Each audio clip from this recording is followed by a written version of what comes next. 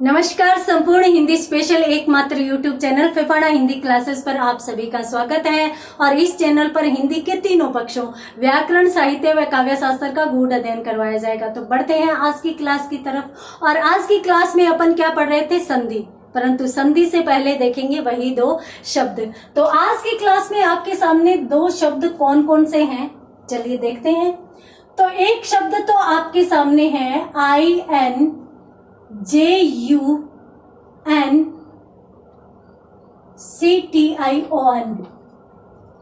इसे अपन किस रूप में लिख सकते हैं? इसे अपन लिख सकते हैं इंजंक्शन। इस प्रकार से इसको लिख सकते हैं, इंजंक्शन।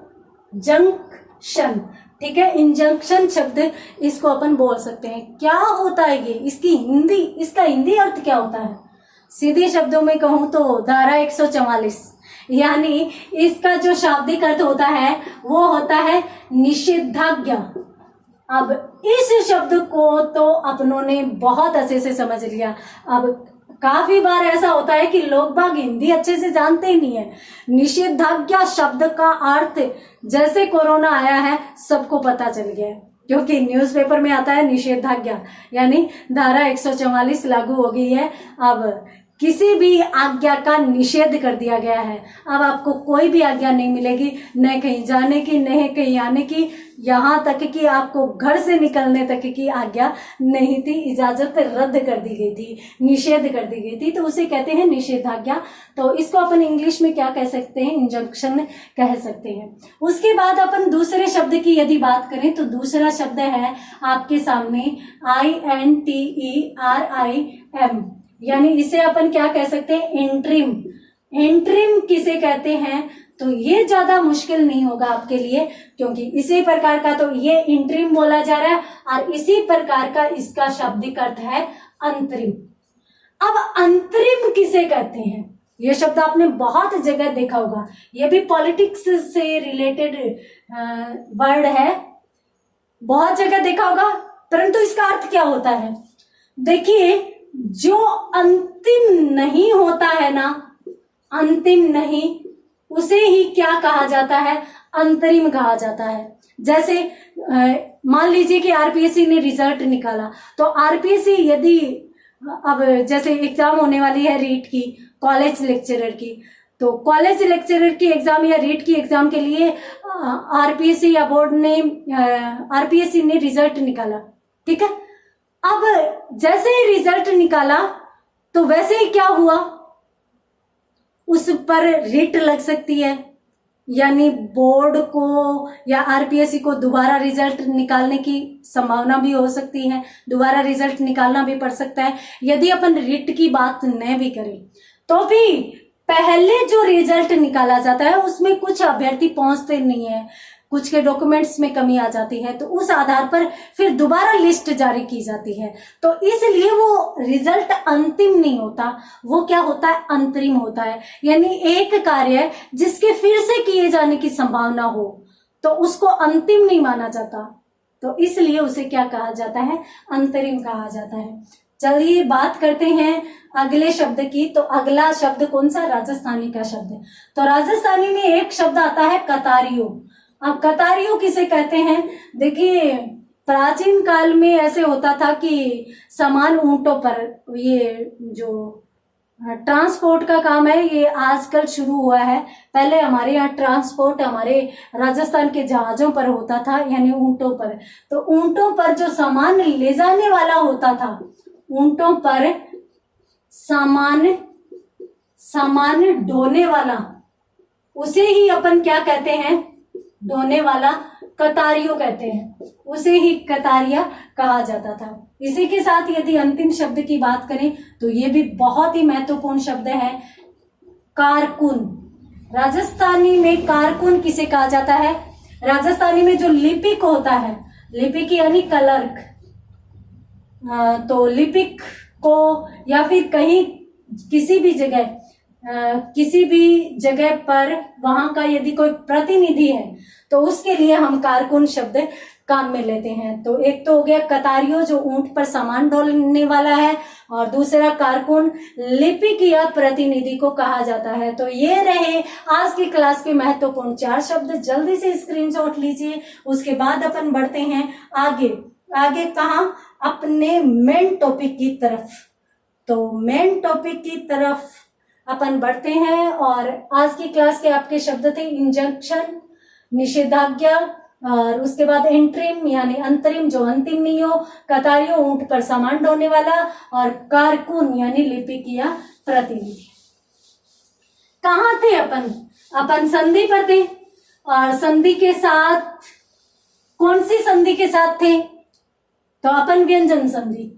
तो संधि में भी अपन कौन सी संधि का अध्ययन कर रहे थे? अपन कर रहे थे भाई व्यंजन संधि का अध्ययन। और व्यंजन संधि में भी अपन कौन से भेद का वर्णन कर रहे थे?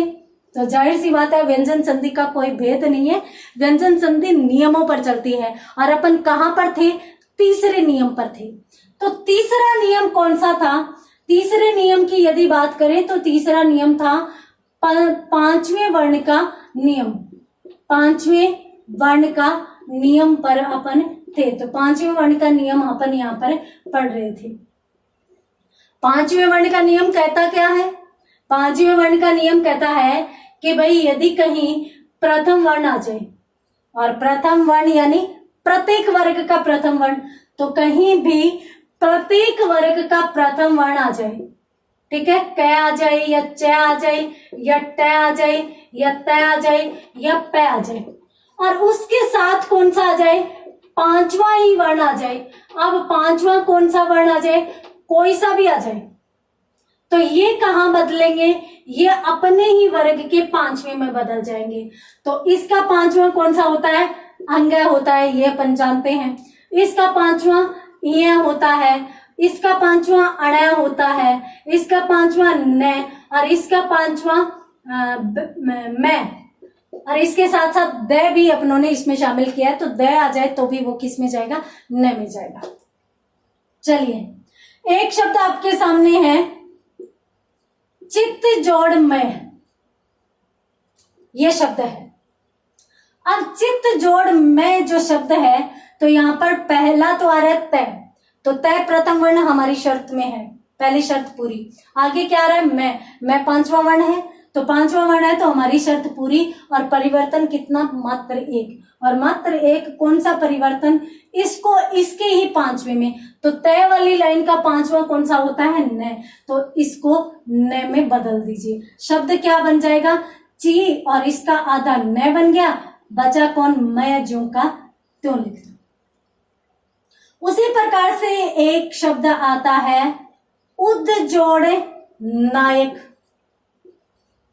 ये शब्द आता है, और यहां पर दे आ रहा है। यहां पर मैं आपको बता ही देती हूं, आप स्पेशली नोट कर लीजिए, नोट कर लीजिए कि देखिए कहीं भी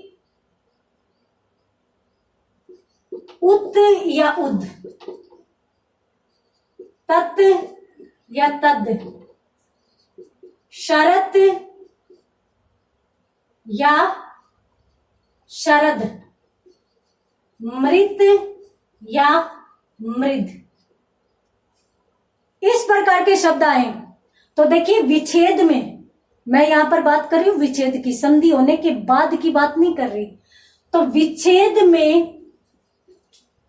विच्छेद में सदैव यहां इन चारों शब्दों में द वाला शुद्ध माना जाएगा, तय वाला नहीं माना जाएगा, ये शुद्ध माने जाएंगे। अब यहां पर अपन उत जोड़ नायक नहीं कर सकते, उद जोड़ नायक कर सकते हैं। हाँ, सत्य जोड़ आचार आ सकता है, क्योंकि स के साथ तय, ये सत्य शुद्ध माना जाता है, परंतु उत शुद्ध नहीं माना जाएगा, यहाँ पर सत्ता है। हाँ, उसके बाद यदि अपन संधि कर लेते हैं तो उसके बाद संधि शब्द में द आ सकता है, ठीक है। तो उसी प्रकार से अब मान लीजिए कि शब्द है द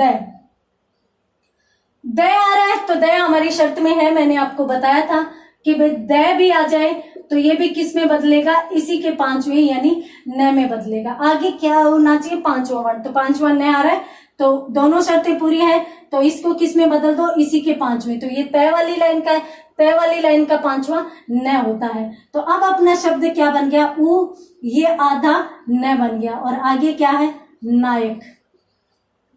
ये लीजिए, इस प्रकार से शब्द बन जाएगा।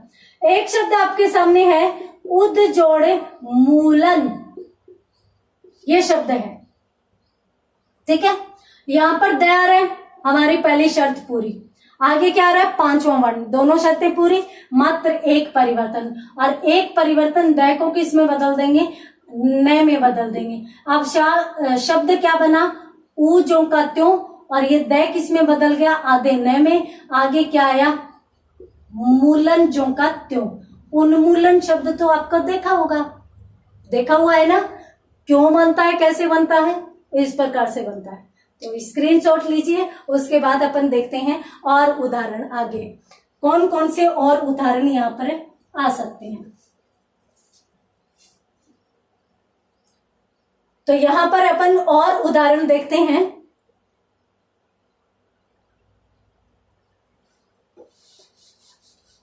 तो देखिए,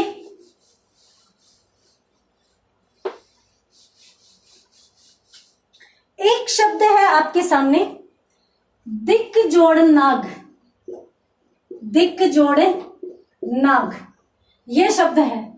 अब यहां पर प्रथम वर्ण आ रहा है, प्रथम वर्ण प्लस से पहले हमारी शर्त पूरी, प्लस के बाद क्या आना चाहिए, पांचवा वर्ण, न आ रहा है, दोनों शर्तें पूरी। अब इसको किस में बदल दो, इसको बदल दो अंग में। अब शब्द क्या बन जाएगा, अब दी, और ये अंग हो जाएगा, और ये नाग। दिक का मतलब दिशाओं से लिया जाता है, नाग सर्प कोई नहीं, नाग एक अनेकार्थक शब्द है, हाथी भी होते हैं। तो कहा जाता है कि दिशाओं के हाथी, दिशाओं के हाथी को दिंग नाग शब्द बोला जाता है, ठीक है। उसी प्रकार से मान लीजिए आपका जाना माना, आपका देखा हुआ शब्द देख लेते हैं, पत जोड़े नग शब्द है। अब यहां पर देखिए, प्रथम वर्ण प्लस पांचवा वर्ण, तो प्रथम वर्ण तय हमारी शर्त में है, और आगे पांचवा वर्ण। अब देखिए यहां पर पत के साथ तय आ गया, तय शुद्ध माना जाएगा, परंतु उद, तद, शरद, मृद, इन शब्दों के साथ द शुद्ध माना जाता है। तो अब अपन क्या करेंगे, इस प्रथम वर्ण को इसी के ही पांचवें वर्ण, पांचवें वर्ण में कौन से में, न में बदल देंगे। अब शब्द क्या बनेगा, पै, पै का बना लिया अपनों ने, आधा न, आगे क्या बचा, नग, पनग। पनग किसे कहते हैं, पनग सर्प का पर्याय है, सांप का पर्याय है, तो ये शब्द भी पूछा जा चुका है। तो इस प्रकार से ये भी अपने को ध्यान में रखना है। एक शब्द है आपके सामने, षट जोड़ मूर्ति, ये शब्द है।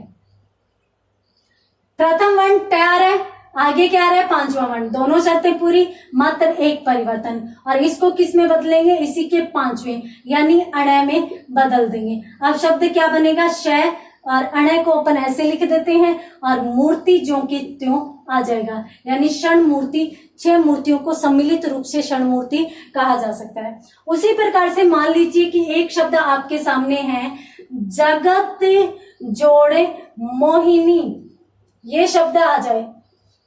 अब यहां पर देखिए तय यानी प्रथम वर्ण, और उसके साथ क्या है, पांचवा वर्ण। अब जगत के साथ तय आ रहा है, जबकि शरद के साथ द आता, ठीक है।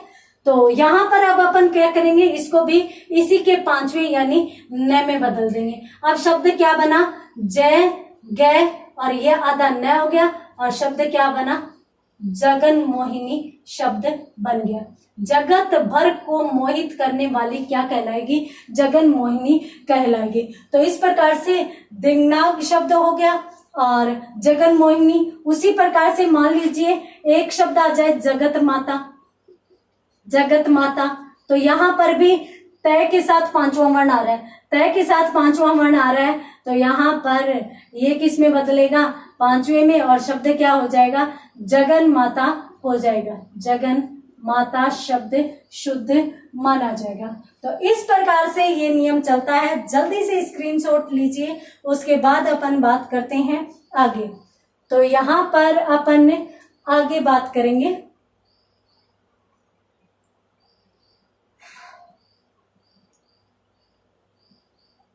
देखिए,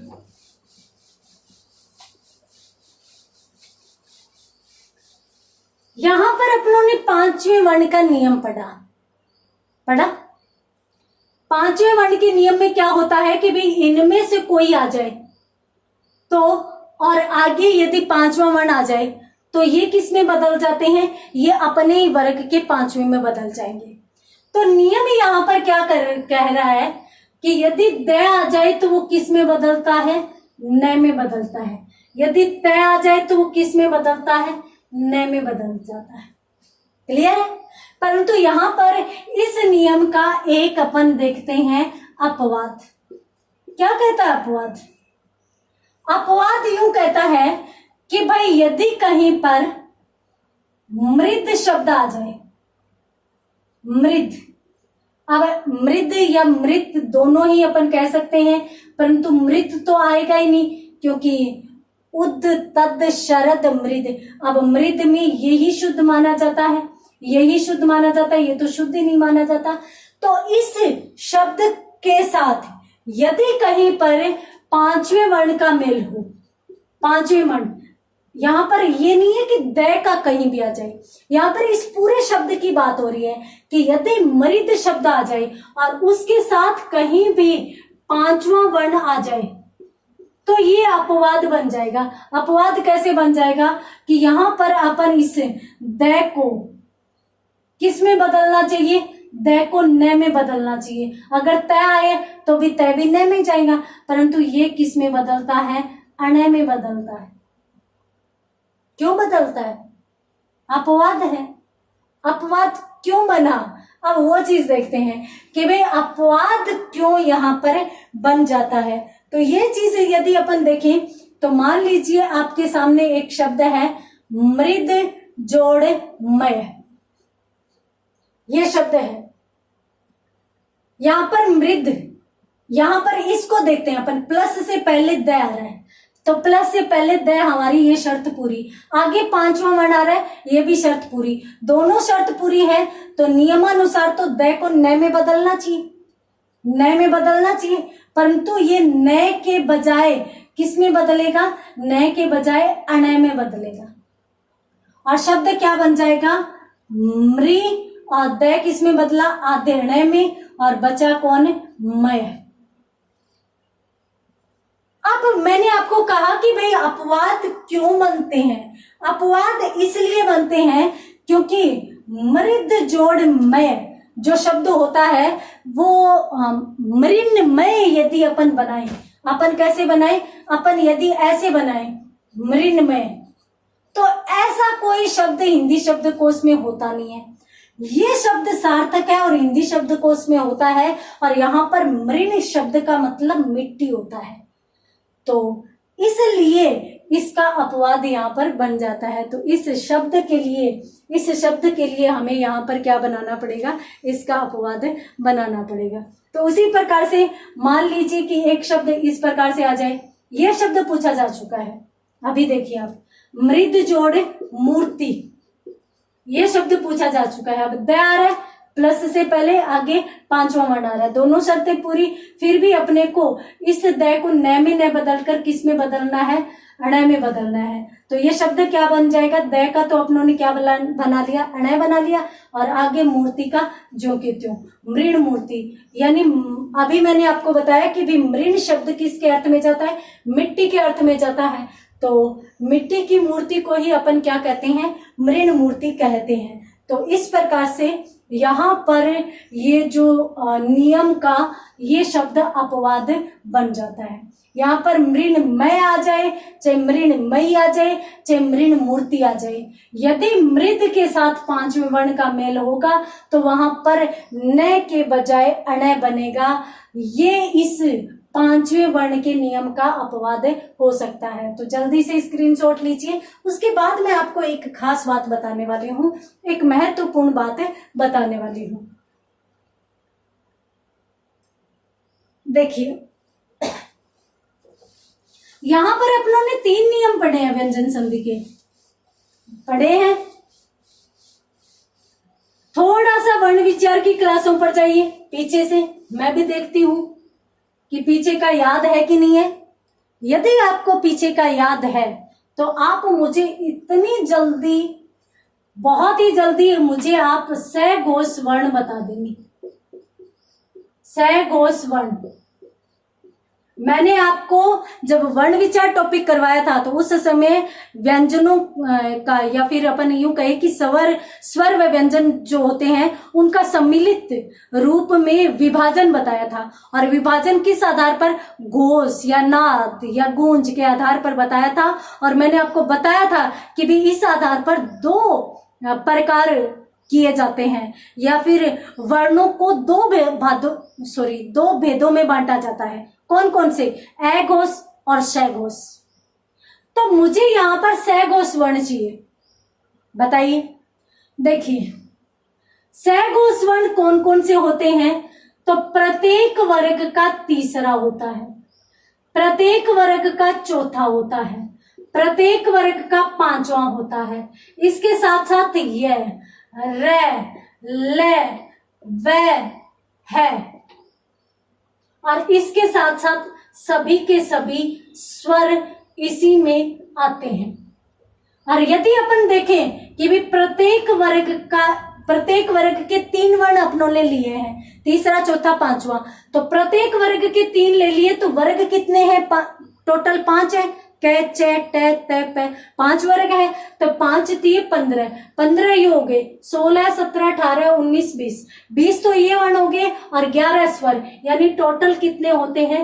31 वर्ण माने जाते हैं सघोष, और बाकी अघोष बचते हैं वो 13 माने जाते हैं। क्लियर है? अपनों ने जो नियम पढ़े हैं अभी 3 संधि के तहत 3 नियम पढ़े हैं, तीसरे वर्ण का नियम, चौथे वर्ण का नियम, पांचवें वर्ण का नियम, वो तीनों के तीनों नियम है वो इन्हीं सघोष वर्णों पर चलते हैं। ये याद रखने का तरीका है, कहीं भी कंफ्यूज नहीं होगे। कैसे? अपनों ने पहला तो पढ़ा था तीसरे वर्ण का नियम, तीसरे वर्ण का नियम, और अपनों ने दूसरा कौन सा पढ़ा था? चौथे वर्ण का नियम, चौथे वर्ण का नियम, और अपनों ने तीसरा नियम अभी तक पढ़ा है कौन सा? पांचवें वर्ण का नियम, पांचवें वर्ण का नियम। ये 3 नियम अभी तक अपनों ने पढ़े हैं। तो यहां पर अपनों ने क्या किया है? तीनों में ही प्रथम वर्णों के साथ जोड़ा है, क, च, ट, त, प। ठीक है, इनके साथ अपनों ने द को लिया है, तो इसको भी अपन लिख लेते हैं। तीनों में ही प्लस से पहले यही आ रहे हैं, तीनों में ही, चाहे तीसरे वर्ण का नियम हो, चाहे चौथे का हो, चाहे पांचवें का। इसमें भी अपन देख लेते हैं, तो इसमें भी क, च, ट, त और प या द, ये इसमें लिए थे और ये इसमें लिए हैं, क, च, ट, त और प, ये इसमें लिए हैं। इसके साथ साथ यदि द को शामिल करो तो ये लो। ठीक है, तीसरे वर्ण के नियम में भी प्लस से पहले यही आएगा, चौथे वर्ण में भी प्लस से पहले यही आएगा, और पांचवें वर्ण में भी प्लस से पहले यही आएगा। क्लियर है? यही चीज देखिए। अब अपन देखते हैं प्लस से बाद। तो तीसरे वर्ण के नियम में अपनों ने यहां पर लिया था तीसरा, चौथा, और इसके साथ साथ इसके साथ साथ अपनों ने लिया था य, र, ल, और इसके साथ साथ व, और साथ में लिए थे सभी स्वर, सभी स्वर ये ले लिए थे अपनों ने तीसरे वर्ण के नियम में। अब तीसरा और चौथा ले लिया तो पांचवा बचा, तो पांचवा तो अकेला किस में जाएगा? पांचवें वर्ण में जाएगा। तो तीसरा चौथा तीसरे में आ गया, पांचवा पांचवें में चला गया।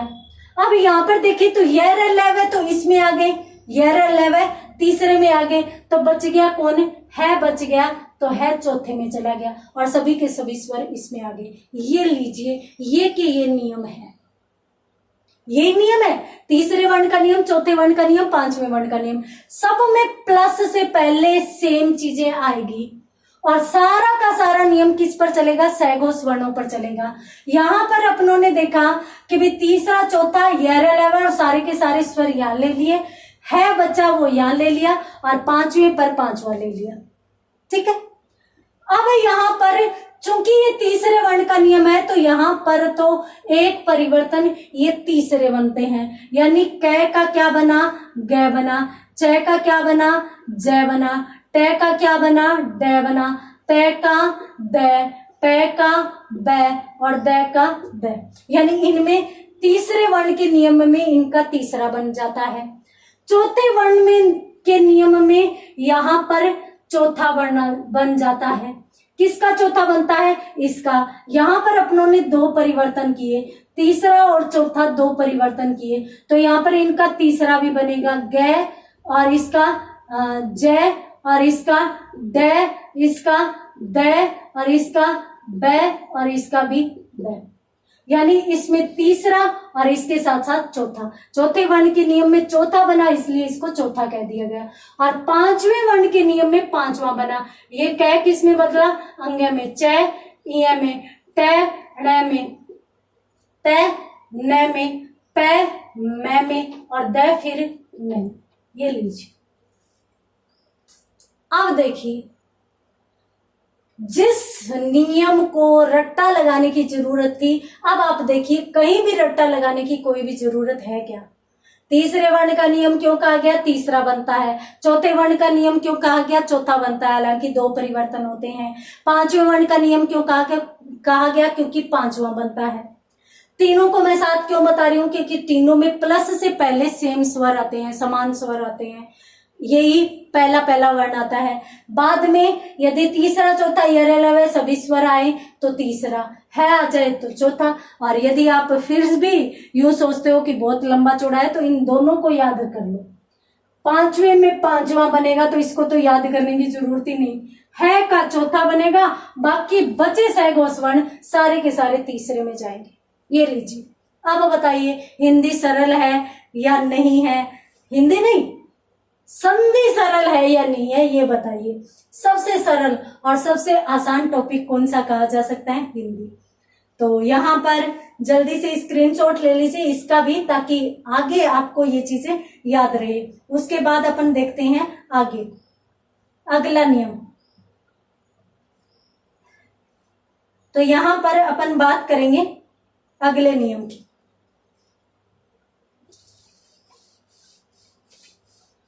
तो व्यंजन संधि और व्यंजन संधि के तीन नियम अपने बिल्कुल क्लियर यहां पर हो चुके हैं। अब बढ़ते हैं आगे चौथे नियम पर, परंतु यहां पर अपन वैसे देखें तो दूसरा ही नियम पढ़ रहे हैं, क्योंकि तीसरा चौथा पांचवा तीनों अपनों ने एक साथ देख लिए। तो दूसरा नियम कौन सा है, हलंत मैं का नियम। मैं का नियम बहुत ही सुंदर नियम है। हलंत मैं का मतलब हुआ इसका नियम, यानी मैं के नीचे हलंत आने का नियम या मैं के आधे होने का नियम। अब ये नियम क्या कहता है, देखिए इसमें भी हलंत मैं के नियम में भी कुल तीन नियम चलते हैं। कौन कौन से चलते हैं, 1, 2 और 3। ये तीन नियम चलेंगे। तीनों नियमों में प्लस से पहले हलंत में आएगा। प्लस से पहले कौन आएगा, हलंत में आएगा।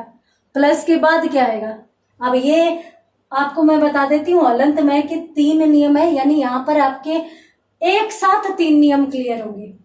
यदि हलंत में के साथ स्पर्श व्यंजन आ जाए तो एक नियम बन जाएगा, और स्पर्श व्यंजनों में अपने को पांचवें वर्णों को छोड़ना है। हालांकि अपन स्पर्श वर्णों में 25 सारे के सारे शामिल कर लेते हैं, कै से लेकर मैं तक, परंतु यहाँ पर अपने को कौन सा छोड़ना है, पांचवा या पांचवें करें, क्योंकि ये तो बहुत है। पांचवें वर्ण 5 है, इसलिए पांचवें वर्ण को छोड़कर या पांचवें वर्णों को छोड़कर होगा। तो यहां पर कौन आ जाएंगे, पांचवें वर्ण आ जाएंगे। अब 25 कंप्लीट। व्यंजन टोटल कितने होते हैं, 33 होते हैं।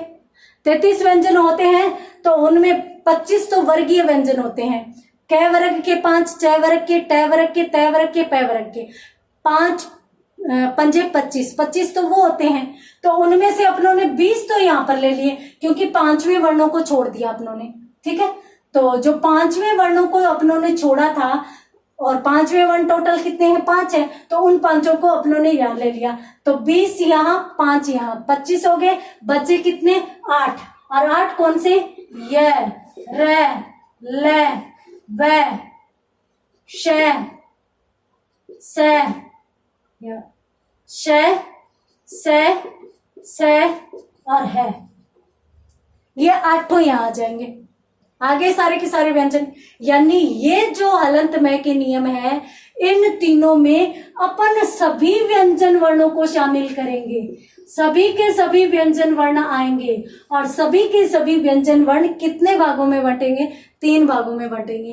कैसे बंटेंगे, किस प्रकार से शब्द बनेंगे, वो तो अपन कल की क्लास में ही देखेंगे। तो आज की क्लास में इतना ही, मिलते हैं अगली क्लास में इसी नियम के साथ। तब तक के लिए धन्यवाद।